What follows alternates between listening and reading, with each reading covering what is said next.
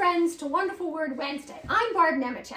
Hello everyone, I'm Jim Nemechek, and I see we're getting ready, it looks like, for the Super Bowl coming up. Yes, the Super Bowl is an exciting game to watch. Most of the time. Well, true. Who do you think's going to win this year? I'm going to go with the LA Rams. Nah, I'm rooting for the Cincinnati Bengals to win. But one of us is going to have to be right, so, somebody in the house will win. Anyway, do you ever wonder what kind of an inspiring pep talk the two coaches might give their teams before the big game? Yep, you know what? I think that they would say before the big game, leave it all on the field. And I bet Olympic coaches might be saying the same thing. Very true. Almost any sport. I will agree with that. For those of you who play sports or just enjoy watching sports, you may recognize that phrase, leave it all on the field.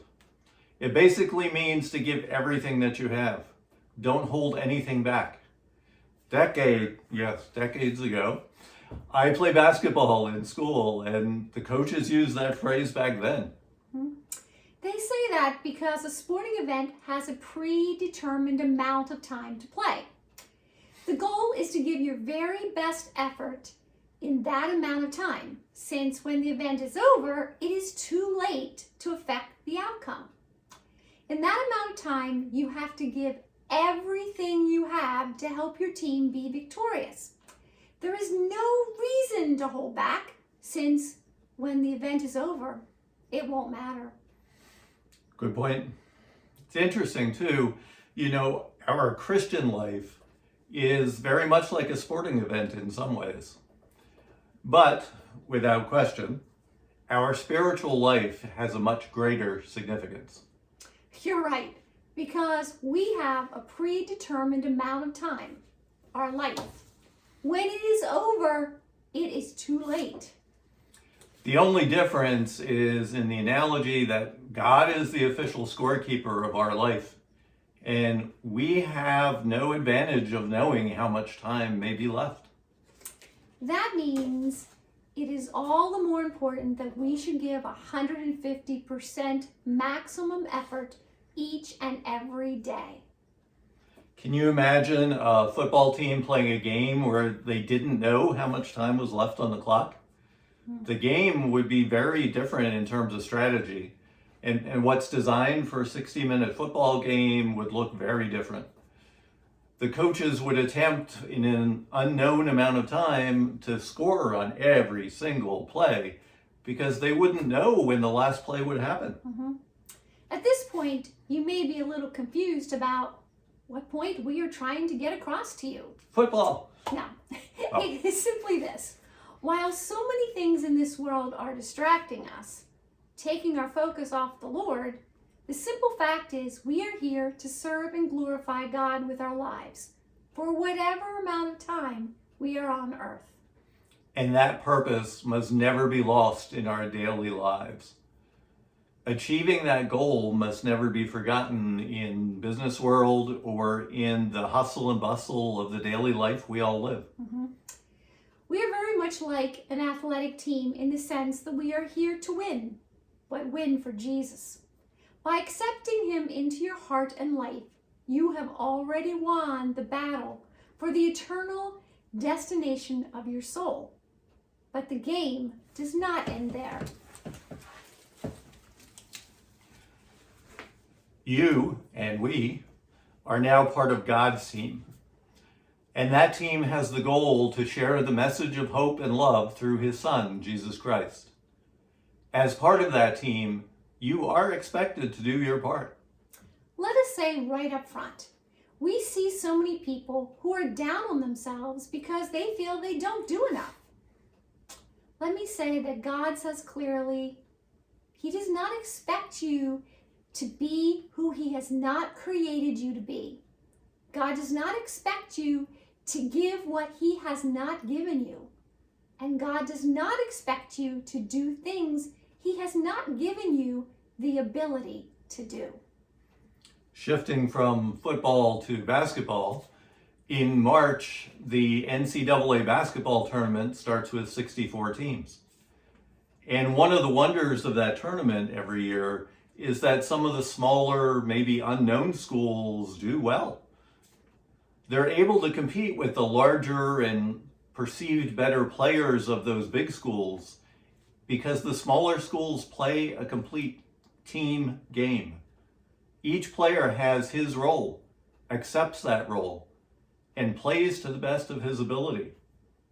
As part of God's team, we too have a part to play in our journey.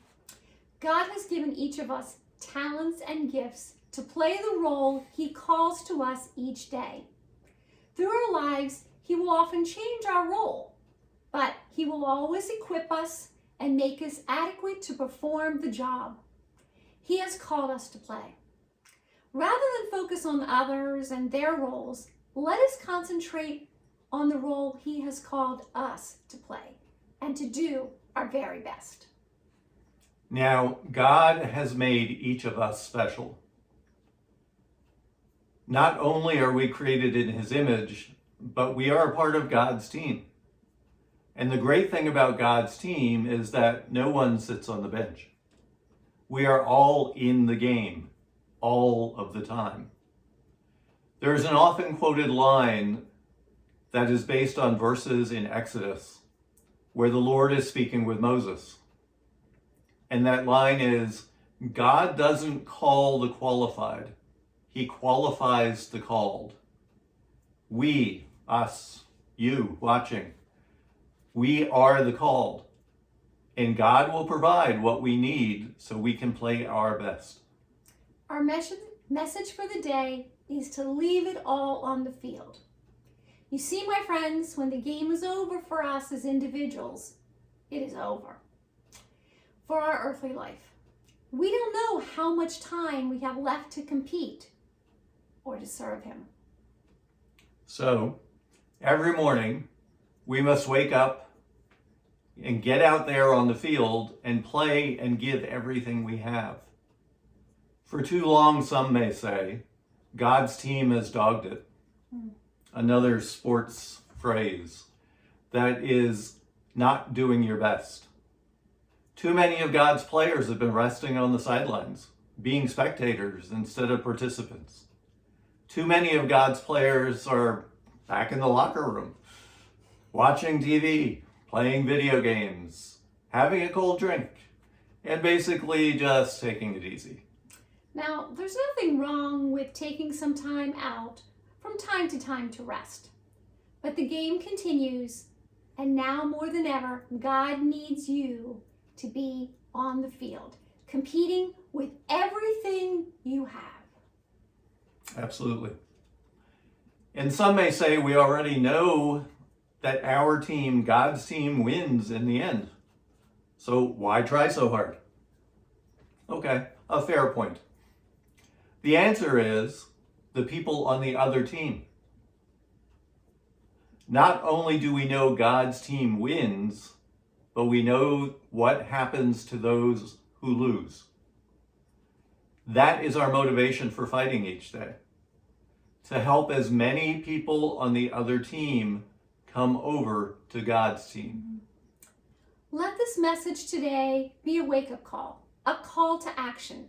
Get out on the field and give God 100% of your effort, because we don't know how long we have to play. So don't hold anything back. Leave it all on the field.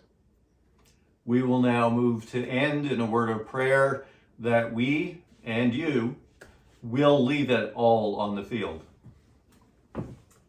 Dear God, thank you for giving us our talents and our gifts. Please help us to use these gifts to bring others to Jesus. Lead us to give it all on the field of life. And you may add your personal intentions at this moment.